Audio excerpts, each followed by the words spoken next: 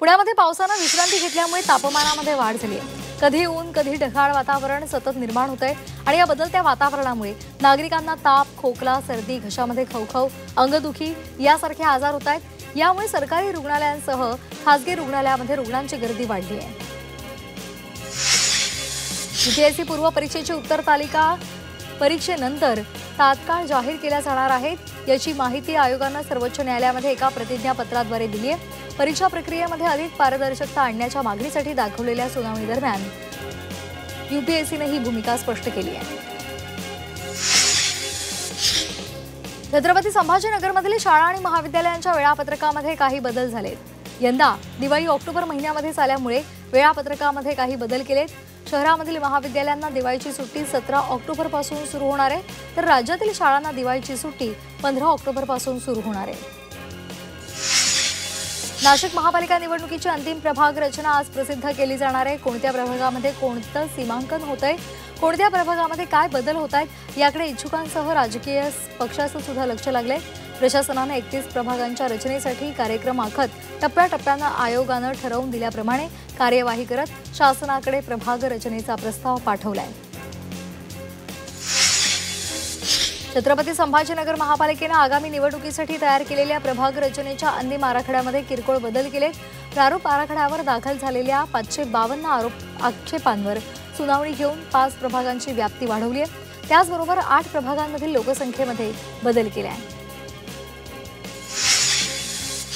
पुणे बाजार समितीच्या गुलटेकडी मार्केट यार्डामध्ये फळबागांची आवक झाली आहे। गुलटेकडी मार्केट यार्डामध्ये विविध भागांसह परराज्यामधून 90 ट्रक फळभाज्यांची आवक झाली आहे। आवक कमी झाल्यामुळे हिरवी मिरची, सिमला मिरची, फ्लॉवर आणि गाजराच्या भावात 15 ते 20% वाढ झाली आहे।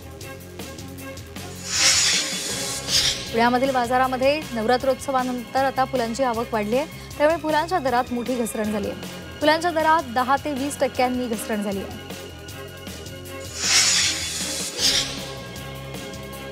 पुण्यामधल्या आंबेगावमध्ये काठापूरमध्ये प्रथमच ग्रामीण भागात छकडी बैलगाडी स्पर्धा आयोजित करण्यात आली होती।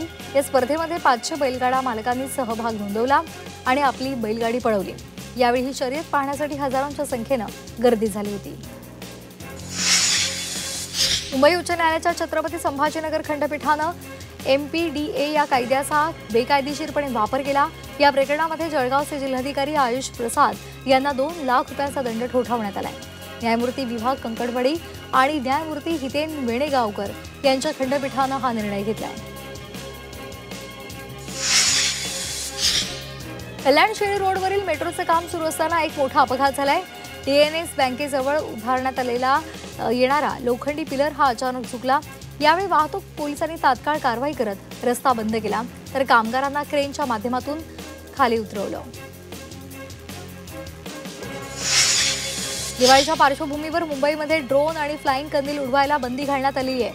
तसंच विक्रीवर सुद्धा बंदी आहे। नागरिकांच्या सुरक्षेसाठी मुंबई पोलीस आयुक्तानं हा मोठा निर्णय घेतलेला आहे। ड्रोन बंदीचे आदेश त्यांनी दिलेत। नवी मुंबई विमानतळासाठी बुधवारी अवजड वाहनांना प्रवेशबंदी करण्यात आली आहे। नवी मुंबई पोलीस आयुक्तालय क्षेत्रामधील रस्त्यांवर अवजड वाहनांना प्रवेशबंदी करण्यात आली आहे। 8 ऑक्टोबरला सकाळी 8 ते रात्री 10 पर्यंत जड आणि अवजड वाहनांना बंदी असेल।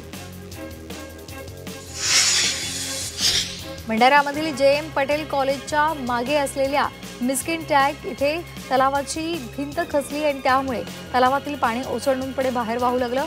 त्यामुळे रस्त्यावरच पाणीच पाणी पाहायला मिळालं। चंद्रपूरच्या देवाही तालुक्यामध्ये उमा नदीच्या पुलावर वाघाच्या हल्ल्यामध्ये दुचाकी चालक थोडक्यात बचावलाय।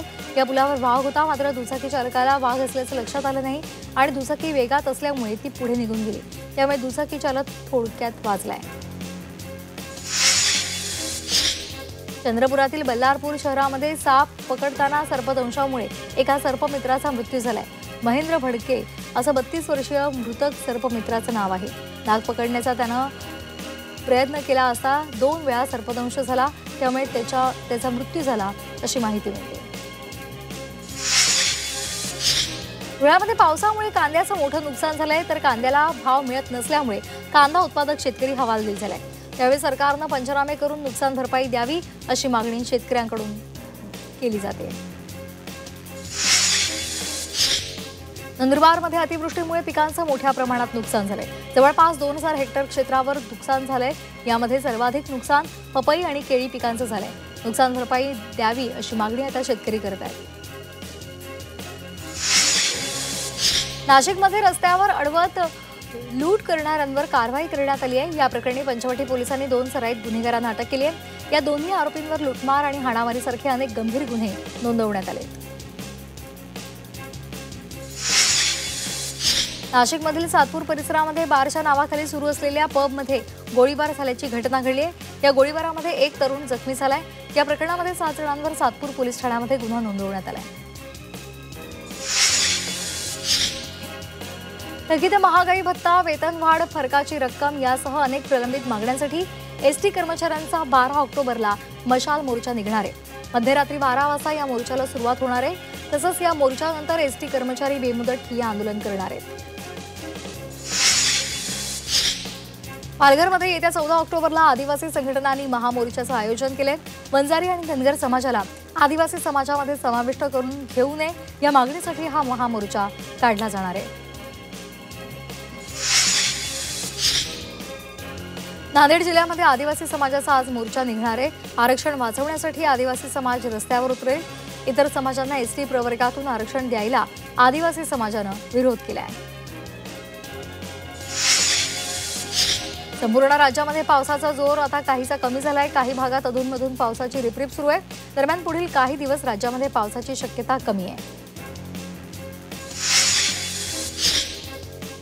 3 वर्षांनंतर यंदा पहिल्यांदाच मराठवाड्यातील मोठी, मध्यम आणि लघु प्रकल्प भरलेली आहेत। 2023 आणि 24 मध्ये मध्यम आणि लघु प्रकल्पामध्ये सरासरी केवळ 31% जलसाठा होता। तो यंदा 93% आहे। यंदा मराठवाड्यामध्ये सर्वदूर मुबलक पाऊस पडलेला आहे। त्यामुळे गोदावरी नदीवरील 13 बंधारे ओसंडून वाहत आहेत। इतकंच नव्हे तर जायकवाडी प्रकल्प 100% भरला आहे। छत्रपती संभाजीनगर जिल्ह्यातील जायकवाडी धरणाचे 18 पैकी 16 दरवाजे बंद करण्यात आले। आता केवळ अर्धा फूट उचललेल्या 2 दरवाजांमधूनच गोदापात्रामध्ये 1048 क्युसेक विसर्ग केला जातोय। जायकवाडी धरणामधून होणाऱ्या पाण्याची आवक कमी झाल्यामुळे धरणाची पाणी पातळी 98.62% पोहोचली आहे। परभणी जिल्ह्यातल्या पावसानं पुन्हा एकदा जोर धरलेला आहे। विजांच्या कडकडाटासह जोरदार पाऊस झालाय। शहरामध्ये शहापूर, आर्वी या गावामध्ये पुराचं पाणी शिरलंय, तर थेट घरांमध्ये पुराचं पाणी शिरल्यामुळे संसारोपयोगी साहित्य भिजून गेलंय। पश्चिम बंगालमधील दार्जिलिंगसह पूर्व नेपाळच्या विविध भागांमध्ये रविवारी मुसळधार पाऊस झाला आणि त्यामुळे भूस्खलन होऊन 71हून अधिक जणांचा मृत्यू झालाय। यामध्ये दार्जिलिंगमधले 20 तर नेपाळमधल्या 51 जणांचा समावेश आहे। मोठ्या संख्येने नागरिक ढिगाऱ्याखाली अडकून पडल्यामुळे मृतांचा आकडा वाढण्याची शक्यता आहे।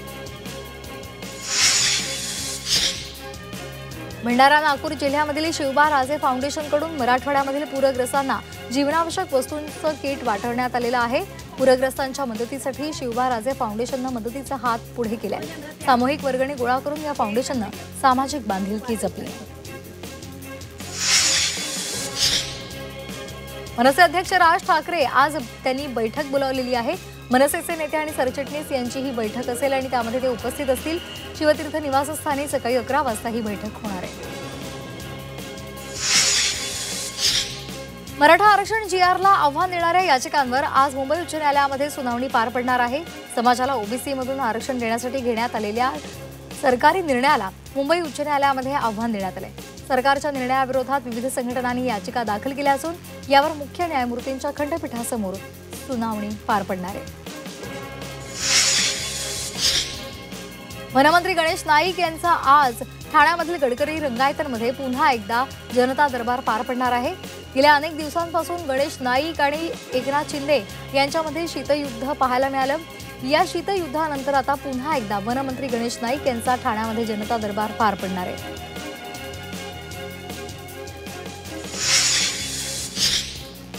वाशिममधील इंझोरीमध्ये संत गुणवंत महाराजांच्या पुण्यतिथी निमित्तानं सोहळ्याचं आयोजन करण्यात आलं।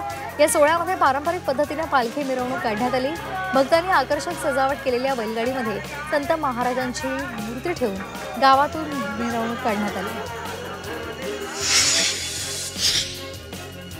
नागपूर विभाग पदवीधर मतदारसंघाच्या निवडणुकीसाठी केंद्रीय रस्ते वाहतूक आणि महामार्ग मंत्री नितीन गडकरी यांनी मतदार याद्यांमध्ये नाव नोंदवण्यासाठी अर्ज भरलेला आहे।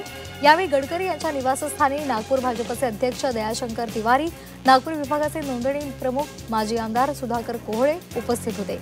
पदवीधर मतदारसंघ परत जिंकण्यासाठी भाजप जोरदार कामाला लागली आहे। अकोल्यामध्ये मूर्तिजापूरमध्ये क्रांतिकारी शेतकरी संघटनेच्या वतीने भव्य सभा आयोजित करण्यात आली होती। या सभेमध्ये शेतकरी नेते रविकांत तुपकर यांनी सरकारवर जोरदार टीका केली। तसंच लोकप्रतिनिधी आणि नेत्यांना गावबंदी केली तरच सरकार कर्जमुक्ती केल्याशिवाय राहणार नाही असा इशारा सुद्धा त्यांनी दिला आहे।